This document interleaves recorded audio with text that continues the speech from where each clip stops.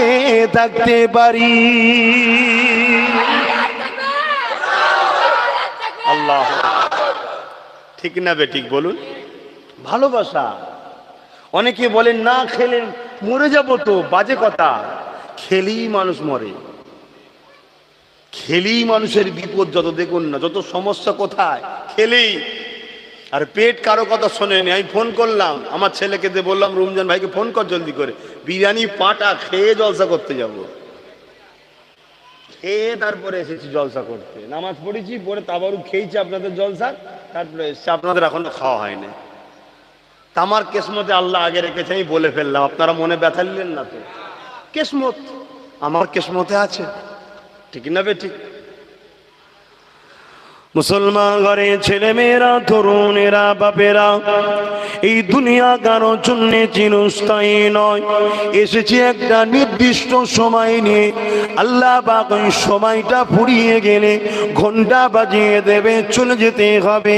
ওই ঘন্টাটা বাজাবার জন্য রয়েছে হযরতে জিবরাইল, হযরতে আজরাইল আলাইহিস সালাম। ওই ঘন্টা বেজে যাবে। কিসের ঘন্টা? দুনিয়ার স্কুলে গেলে দেখবেন একটা নির্দিষ্ট সময় আছে, 2 ঘন্টা হোক 4 ঘন্টা পরীক্ষার হলে ঘন্টা বেজে গেল, আপনার খাতাকে জমা দিতে হবে।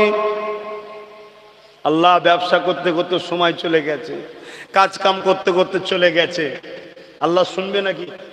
এই দুনিয়ার মাস্টার শোনে যে স্যার আমি তো গল্প করতে করতে চলে গেল, স্যার প্রশ্ন বুঝতে বুঝতে চলে গেল, স্যার একটু সময় দেনাই দেবে? বেশি পাকামো করলে কি করবে?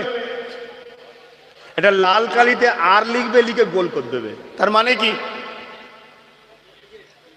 রিজেক্ট। শুধু সারা লাইফ বরবাদ।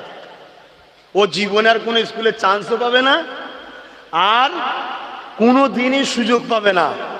আর যদি তুমি নর্মাল দিয়ে দাও, পরের বছরে তবু চান্স আছে যে চ। আর সেই রকম হুজুরের পাল্লায় পড়ে গেলে বা মাস্টারের পাল্লায় পড়ে গেলে ওই চল কি করবে, চ পাসটা করিয়ে দিই। বুঝতে পারছেন না? তাহলে আজকে দুনিয়ার যদি সিস্টেম এত করা হয়, তা আমার আল্লাহ একটা নির্দিষ্ট সময় দিয়ে পরীক্ষার হলে পাঠিয়েছে, অর্থাৎ দুনিয়ায় ঘন্টা বাজবে, অর্থাৎ মৃত্যু। তারপরে খাতা জমা দিয়ে দিয়েছো তুমি, আমলের খাতা। বুঝছেন তো সব? এখন 2-4 দিন একটু অসুবিধা হবে জলসা করতে, কথা বুঝছেন না? 2-4 দিন অসুবিধা হবে, তারপর সব ঠিক হয়ে যাবে। তখন তুমি কিয়ামতের দিন যখন তোমার রেজাল্ট আউট হবে, স্কুলে দেখেন না প্যানেলের নাম থাকে, দেখছেন আপনার আপনার আপনার আপনার পাশে দেখছেন ফেল। প্রেস্টিজ ম্যাটার, কাঁদছে কেউ, সে গলায় দড়ি দিয়ে দিচ্ছে। এই কথা বুঝছেন না? বোঝে না, কিন্তু আগামী বছর সুযোগ ছিল। আর ওইখানে সিস্টেমটা একটু আলাদা, কিন্তু সিস্টেম একই। ডান হাতে আমলনামা বা বাঁ হাতে আমলনামা। বাঁ হাতে যার পড়ে যাবে তার আর কিছু পাইনি, বরবাদ। আর ঘন্টা হলো মৃত্যু, সেখানে আর কোনো সুযোগ থাকবে না যে আল্লাহ আমাকে একদিন সময় দেন, আর দেওয়া হবে না।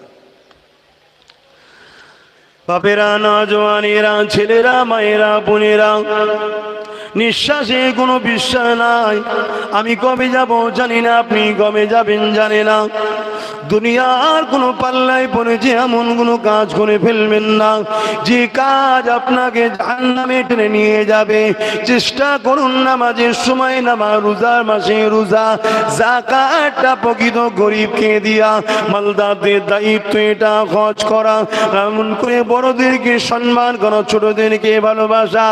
এ যুবকেরা, তথাপি আল্লাহ দিন মানতে গিয়ে 100-র মধ্যে যদি সবটা নাও পারেন, কিছু ভুল হয়ে যায়, তথাপি আল্লাহ পাকের কাছে কাঁদলে মাফ করে দেবে।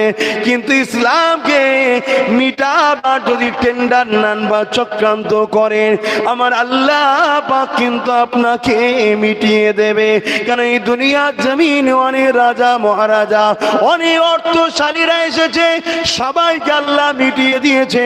কিন্তু আমার কোরআনের বিরোধী যারা করেছে, তাদের সবাইকে মিটিয়ে দিয়েছে। আমার আল্লাহ পাক তাদেরকে এখনো জিন্দা রেখেছে এবং আখিরাত সম্মানের সঙ্গে তাদেরকে রাখবে যারা কোরআন ওয়ালাদের সাথী ছিল।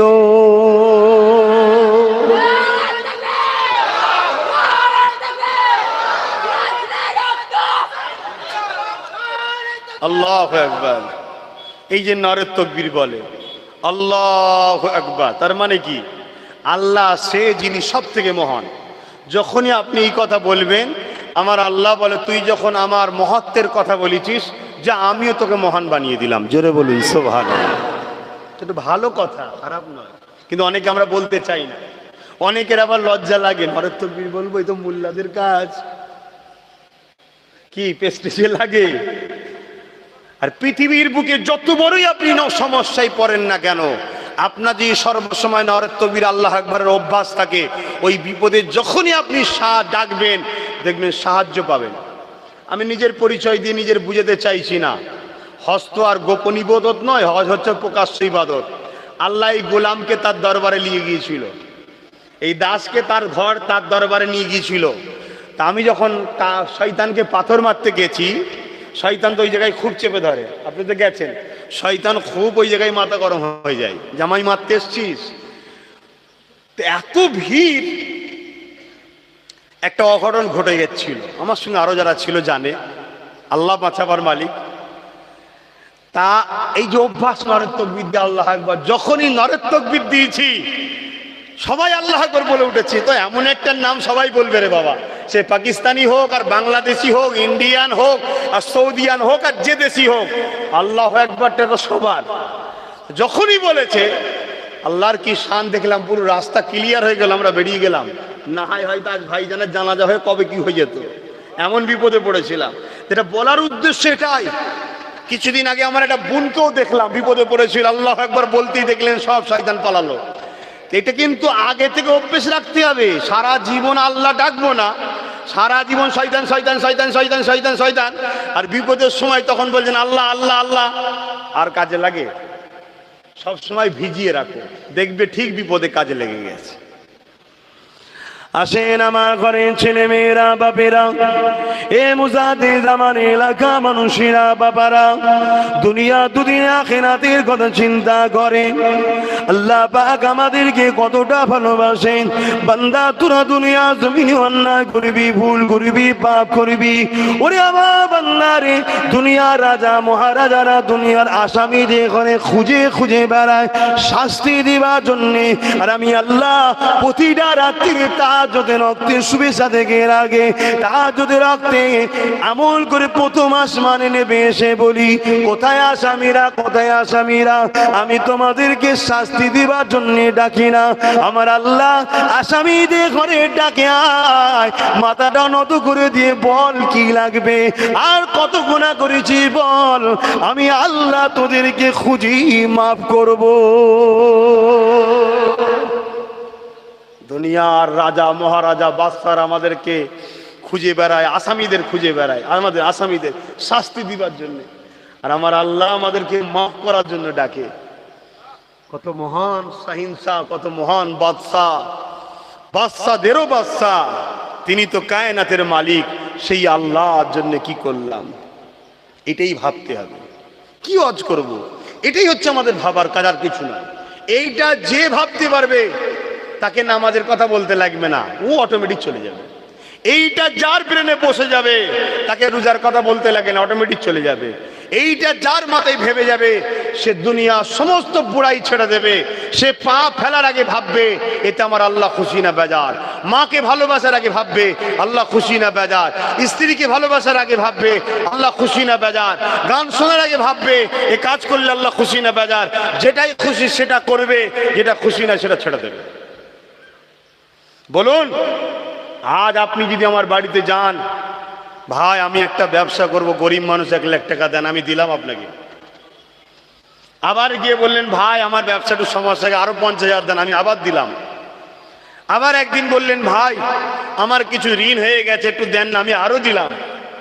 আবার একদিন গিয়ে বললেন ভাই কিছু খাবার টাবার দেন, খিদে লেগেছে, আমি আবার দিলাম।